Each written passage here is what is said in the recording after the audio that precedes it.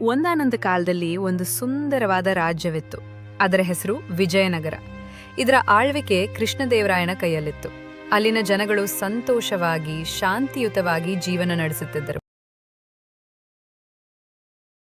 ಒಂದು ದಿನ ಪ್ರಸಿದ್ಧ ಪಂಡಿತನಾದ ವಿದ್ಯಾಸಾಗರನು ಶ್ರೀ ಕೃಷ್ಣದೇವರಾಯನ ವಿಜಯನಗರ ರಾಜ್ಯಕ್ಕೆ ಬಂದನು.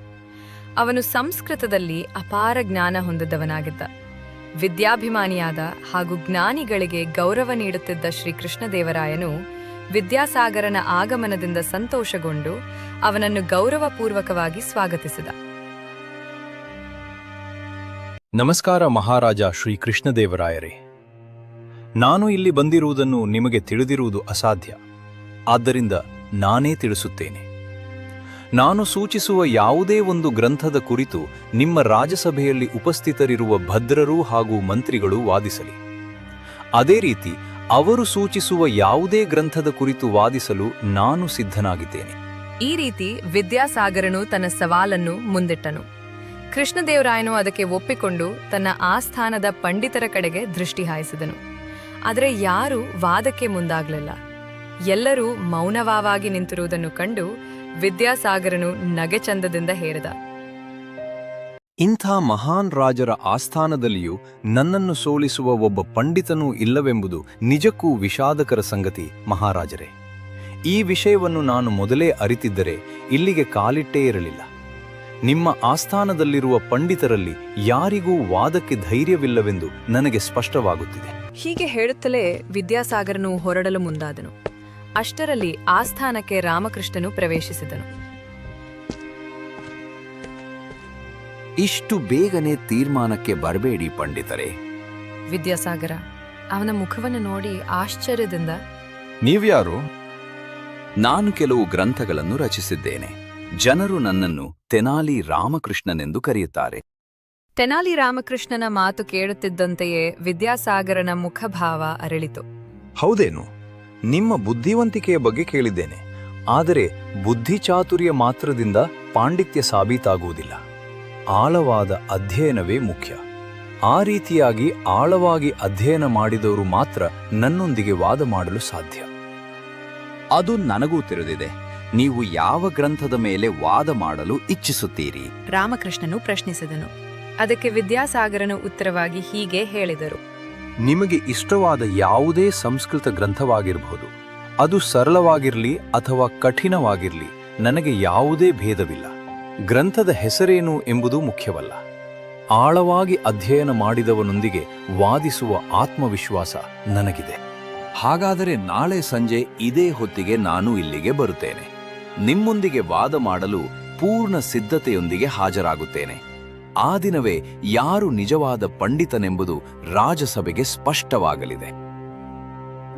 ಹೀಗೆ ಹೇಳಿ ತೆನಾಲಿ ರಾಮಕೃಷ್ಣನು ತನ್ನ ಮನೆಗೆ ಹೊರಟನು. ಅದೊಂದಿಗೆ ಆ ದಿನದ ರಾಜ್ಯಸಭೆ ಮುಗಿಯಿತು.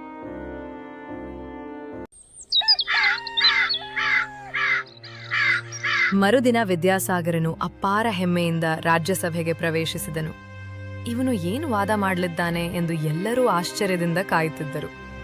ಸ್ವಲ್ಪ ಸಮಯದ ನಂತರ ತೆನಾಲಿ ರಾಮಕೃಷ್ಣನು ಬಟ್ಟೆಯಲ್ಲಿ ಸುತ್ತಿಕೊಂಡ ಕಟ್ಟನ್ನು ಒಬ್ಬ ಸೇವಕನ ಕೈಯಲ್ಲಿ ಹಿಡಿದುಕೊಂಡು ಸಭೆಗೆ ಪ್ರವೇಶಿಸಿದನು. ನಾನು ವಾದಕ್ಕೆ ಸಂಪೂರ್ಣ ಸಿದ್ಧನಿದ್ದೇನೆ. ನಾನು ಸಂಪೂರ್ಣ ಸಿದ್ಧನಿದ್ದೇನೆ.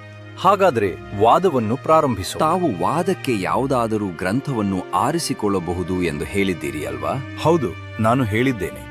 ವಾದಕ್ಕಾಗಿ ನೀವು ಯಾವುದಾದರೂ ಗ್ರಂಥವನ್ನು ಆರಿಸಿಕೊಳ್ಳಬಹುದು. ಹೌದಾ? ಸರಿಯಾಯಿತು. ನನ್ನ ಮುಂದೆ ಇರುವ ಈ ತಿಲಕಾಷ್ಠ ಮಹಿಷ ಬಂಧನದ ವಿಷಯದ ಮೇಲೆಯೇ ವಾದ ಮಾಡುತ್ತೇನೆ. ಆರಂಭಿಸ್ಲೇನಾ? ತಿಲಕಾಷ್ಠ ಮಹಿಷ ಬಂಧನ ಎಂಬ ವಿಷಯವನ್ನು ಕೇಳುತ್ತಿದ್ದಂತೆಯೇ ವಿದ್ಯಾಸಾಗರನ ಮುಖಭಾವ ಬದಲಾಯಿತು. ಅವನು ಗಾಬರಿಗೊಂಡು ಮಾತು ತೊದಲಲಾರಂಭಿಸಿದ. ಇದೊಂದು ಕಠಿಣ ವಿಷಯ. ಆದರೆ ಹೌದು. ನಿಮ್ಗೆ ತಿಲಕಾಷ್ಠ ಮಹಿಷ ಬಂಧನದ ವಿಷಯ ಬಗ್ಗೆ ತಿಳಿದಿಲ್ವೇ? ಇದು ನಮ್ಮೂರಿನ ದನ ಕಾಯುವ ಹುಡುಗರಿಗೂ ಗೊತ್ತು. ವಿದ್ಯಾಸಾಗರ ತಲೆ ಕೆರೆದುಕೊಂಡು ಮುಖ ಮಂಕಾಗೋಯ್ತು. ಎಷ್ಟೇ ಯೋಚಿಸಿದ್ರೂ ತಿಲಕಾಷ್ಠ ಮಹಿಷ ಬಂಧನ ನೆನಪಿಗೆ ಬರಲಿಲ್ಲ.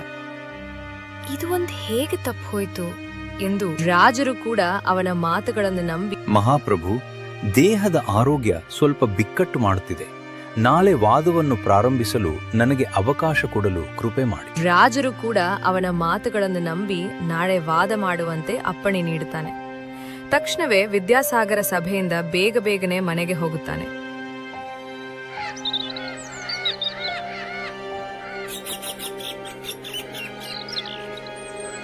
ಮರುದಿನ ಸಭೆಯ ಸಮಯಕ್ಕೆ ತೆನಾಲಿ ರಾಮಕೃಷ್ಣ ಅದೇ ಕಟ್ಟನ್ನು ಹಿಡಿದು ಗಂಭೀರವಾಗಿ ಸಭೆಗೆ ಬರುತ್ತಾನೆ. ಆದರೆ ಎಷ್ಟೇ ಹೊತ್ತು ಕರೆದರೂ ವಿದ್ಯಾಸಾಗರ ಸಭೆಗೆ ಹಾಜರಾಗುವುದಿಲ್ಲ. ಅದರಿಂದ ಮಹಾರಾಜ ಹಾಡುಗಳಿಗೆ ಅವನನ್ನು ಕರೆತರಲು ಹೇಳುತ್ತಾರೆ.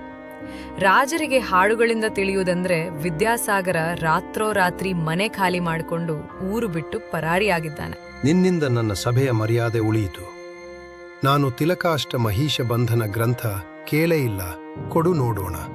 ತೆನಾಲಿ ರಾಮಕೃಷ್ಣ ಆ ಗಂಟನ್ನ ಬಿಚ್ಚಿ ತೋರಿಸಿದ. ಅದರಲ್ಲಿ ಕೆಲವು ಕಡ್ಡಿಗಳು ಒಂದು ಹಗ್ಗದಿಂದ ಕಟ್ಟಲಾಗಿತ್ತು. ರಾಜ ಆಶ್ಚರ್ಯದಿಂದ, ಇದೇನಿದು? ಇದು ಎಳ್ಳಿನ ಕಡ್ಡಿಗಳು, ಅಂದರೆ ತಿಲಕಾಷ್ಠ. ಇದು ಎಮ್ಮೆ ಕಟ್ಟುವ ಹಗ್ಗ, ಅಂದರೆ ಮಹಿಷ ಬಂಧನ. ಅದೇ ತಿಲಕಾಷ್ಠ ಮಹಿಷ ಬಂಧನ. ಇದಾವುದೋ ಮಹಾಗಂತ್ರವಿರಬೇಕು ಎಂದು ಹೆದರಿ ಪಾಪ ವಿದ್ಯಾಸಾಗರರ ಓಡಿರಬೇಕು. ಇದನ್ನು ಕೇಳುತ್ತಿದ್ದಂತೆಯೇ ಸಭೆಯೇ ನಗು. ಬಹಳ ಹೊತ್ತು ಸಭಾಸ್ಥಾನವನ್ನು ತುಂಬಿತು. ಕೊನೆಗೆ ತೆನಾಲಿ ರಾಮಕೃಷ್ಣನ ಬುದ್ಧಿವಂತಿಕೆಯನ್ನು ಮೆಚ್ಚಿದ ಮಹಾರಾಜ ಕೃಷ್ಣದೇವರಾಯ ಅವನನ್ನು ಸನ್ಮಾನಿಸಿದ. ತೆನಾಲಿ ರಾಮನ ಚಾಣಾಕ್ಷತೆ ಹಾಗೂ ಬುದ್ಧಿವಂತ ಆಲೋಚನೆ ನೋಡಿ ನಿಮ್ಗೆ ಏನೇನಿಸ್ತು ಎಂದು ಕಮೆಂಟ್ ಮಾಡಿ.